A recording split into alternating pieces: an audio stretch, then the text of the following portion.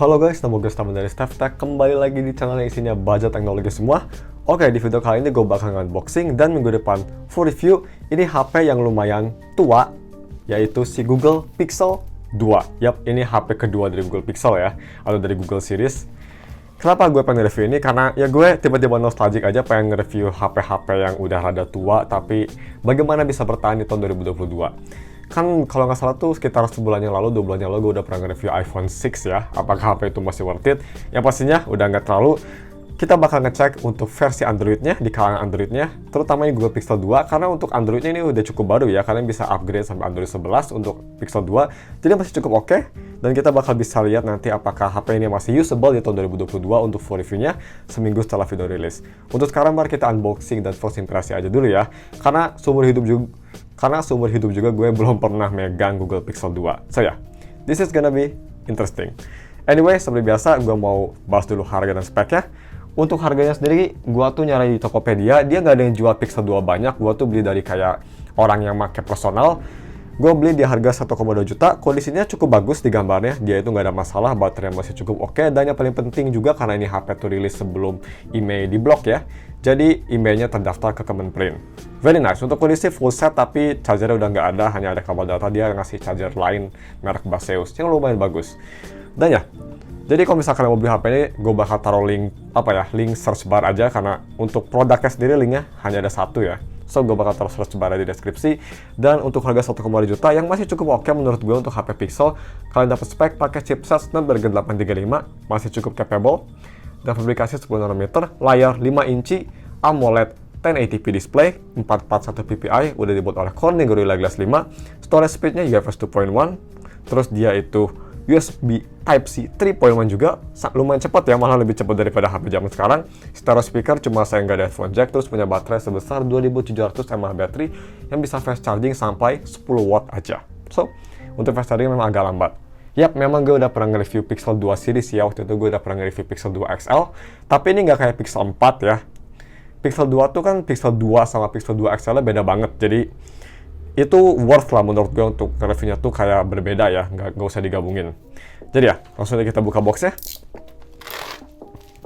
Dulu tuh Pixel 2 kalau misalnya kalian ingat ya, terkenal banget gara-gara dia itu punya bezel yang tebalnya minta ampun.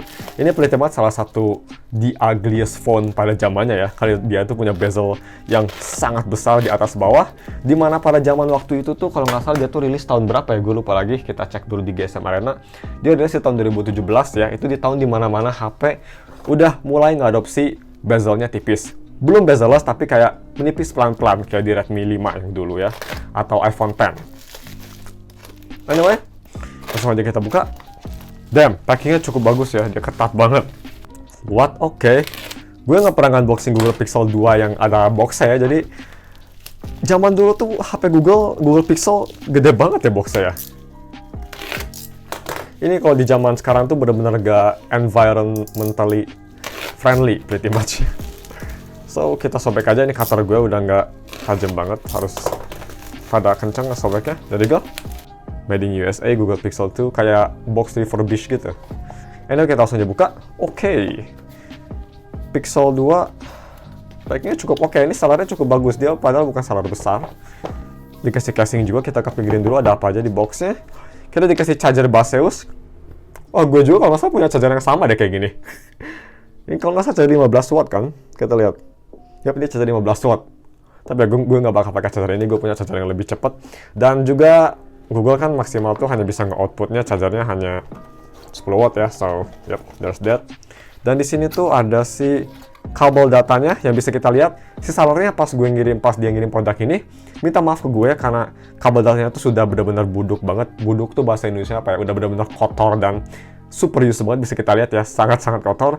Dia tuh minta maaf dan for some reason karena nggak enak dia ngebalikin 50.000 ke via GoPay. Sellernya surprisingly sangat wholesome ya, very nice. Anyway, ada kabel data yang katanya masih bekerja, tapi gue nggak bakal pakai. Gue bakal pakai kabel data yang ada gue punya aja di rumah. Anyway, cuma segitu aja di boxnya ya, nggak ada apa-apa lagi, sangat simple. Ini sih kerasanya kayak box OEM ya sebenarnya, box OEM Jadi kayaknya dulu dia beli kayak di toko-toko pas zamannya tuh yang secondnya populer banget, Pixel 2, kayak di B-Store gitu mungkin. Dan masih awet banget, apik dipakai. Anyway, cuma segitu ya di boxnya. Kita di packing dulu aja ya. Kita buka dulu si plastik, bukan plastik sih ini. Styrofoam wrapnya. Oke, dikasih casing juga ya. Ini casing, apa ini, Spigen bukan? Apa kayak imitasi Spigen? Ya ini imitasi Spigen sih, casing yang harganya kayak sekitar 50 ribuan di Tokopedia.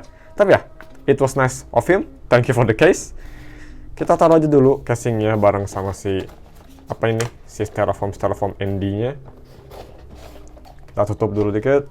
Kita langsung aja fokusin ke si HP-nya sendiri. Gue lap sedikit ya. So, seperti biasa, inspeksi bagian belakang dulu. Oke, ini kayaknya si pemakaiannya apik banget ya. Bodi belakang tuh kelihatan udah sering dipakai. Bisa kita lihat di fingerprintnya ada sedikit scratch. Dan juga warna putihnya udah gak putih seputih pas rilis ya. Tapi gue bisa bilang masih kelihatan mulus banget untuk yang umurnya 5 tahun ini. It's pretty good. I'm not gonna lie guys. Di sini bisa kita lihat ada dual tone flash dan juga single kamera. Yang menurut gue untuk harga segini sih Pixel 2 kameranya masih oke banget ya. Gue bakal expect.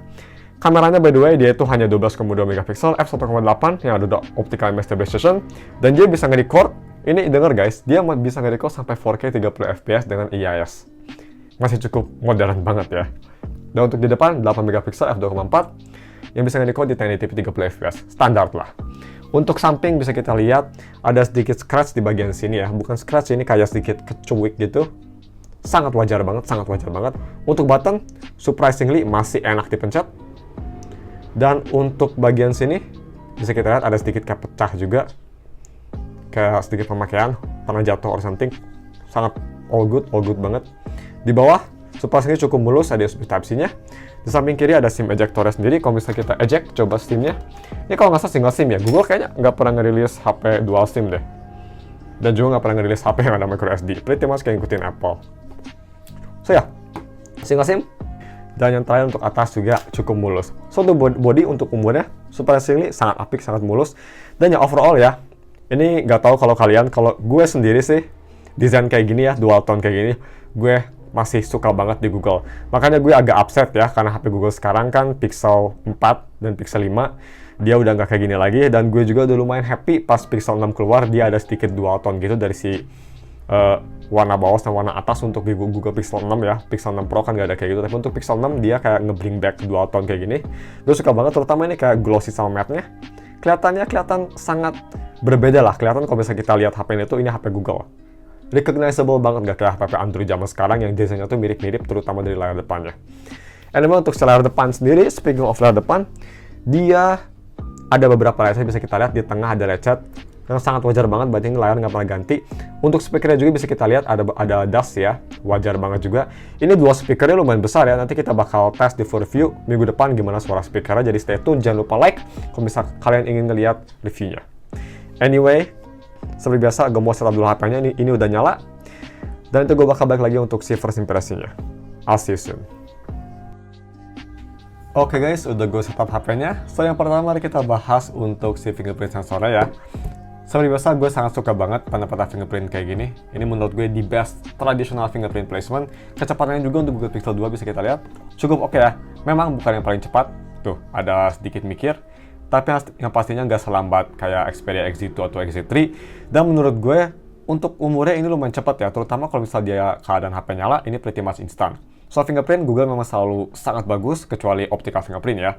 Untuk tradisional, Google selalu ngebuat fingerprint yang oke, dan ini juga nggak ada bedanya, sangat bagus.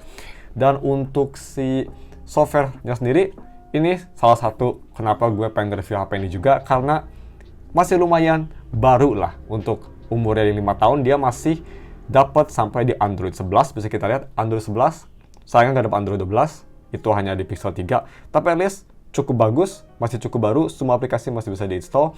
Dan untuk security-nya sendiri, sayangnya dia itu di tahun 2020 Oktober, bisa kita lihat. Kalau bisa kita klik, itu dikasih tahu sama Google ya, regular updates have been ended for this device. Jadi nggak bakal dikasih update lagi selamanya, pretty much. Yang gue lumayan surprise juga guys, ini si penjualnya kayaknya ngerawat HP-nya cukup bagus ya. Karena ini HP umurnya 5 tahun, tapi bisa kita lihat, nggak ada shadow sama sekali. atau burn in layar. Kan kadang-kadang tuh kan layar kalau udah tua suka kayak ada ping-pingnya kanan kiri, atau untuk yang buruknya suka ada shadow. Ini nggak ada sama sekali loh guys. Ini masih bagus banget layarnya. Man, yang makanya ini benar-benar apik banget sih. Thank you so much. Dan juga untuk haptiknya, menurut gue haptik di Pixel 2 memang ini rada weak ya. Ini haptiknya gak jelek banget sih, gak kayak HP murah, tapi gak kayak HP mahal atau gak sebagus kayak Pixel 3 sekalipun. Ya bisa dibilang ini sekitar 70%-nya Pixel 3 lah.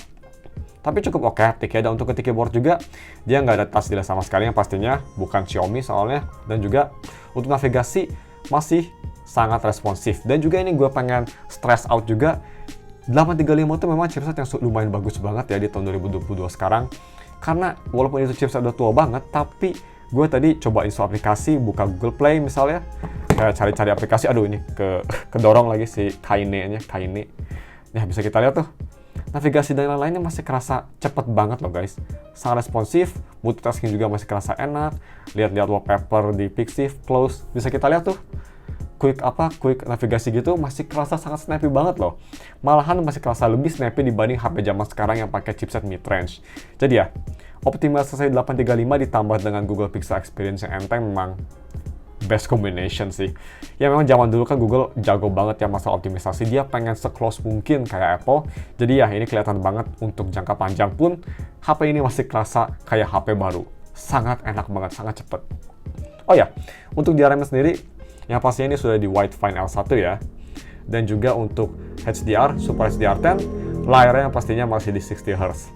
High refresh rate baru di Pixel 4. Dan untuk sinyalnya, ini kalian nggak usah takut bakal diblok ya HP-nya, karena dia itu udah terdaftar ke Kementerian. Ini HP dipakai sebelum fiasko email block ada, jadi nggak ada masalah sama sekali. Dan untuk sinyalnya sendiri malah kita harus tes.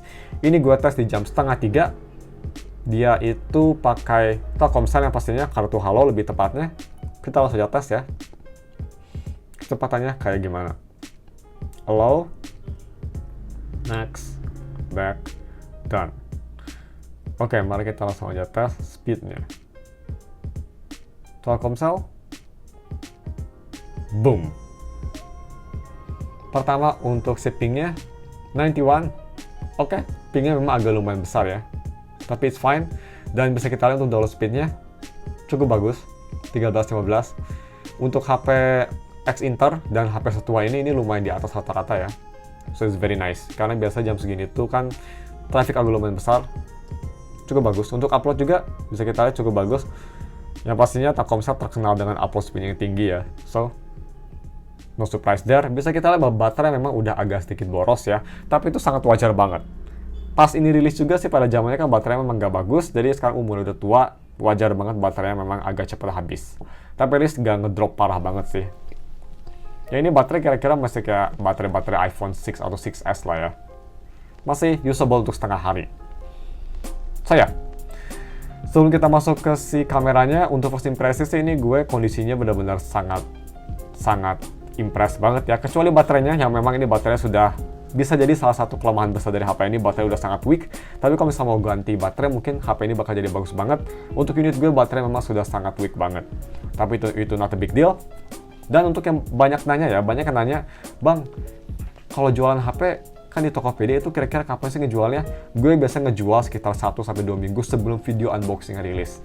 Jadi mending follow aja Tokopedia gue biar kalian bisa up to date ya, daripada nanya di komen. Karena biasanya kalau misalnya kalian nanya di komen, biasanya HP-nya udah hilang dari kayak seminggu yang lalu atau udah sold out seminggu yang lalu. First impression gue sangat surprise banget, kondisi sangat bagus. Thank you sellernya. Big props to the seller, layar yang gak ada shadow, mantap. Dan untuk si beratnya sendiri, sebelum kita masuk ke si kameranya, ini sih kelihatannya di tangan cukup enteng ya. Kalau mau gue eyeball sih ini kayaknya beratnya 140, kita cek. 140-an. Yep, I'm fucking pro at this man. 142, gue beda 2 gram. I'm fucking god. Beratnya memang gak terlalu berat ya, dia cukup enteng. Jadi, saya masih kelihatan solid banget kok. Walaupun enteng tapi kelihatan kayak dedet, kelihatan kayak solid. Ini langsung kita tes yang terakhir untuk si kameranya. While we're using the app. Seperti biasa mari kita foto yang pertama. Gue matiin dulu motion photosnya. Yap, Motion photos tuh kayak itu ya, kayak gimmick-gimmicknya live photos Apple gitu. Dan yang pertama kita foto figure ini, Nendoroid si Kaine dari Nier Replicant. Langsung kita tes, 1, 2, 3, boom.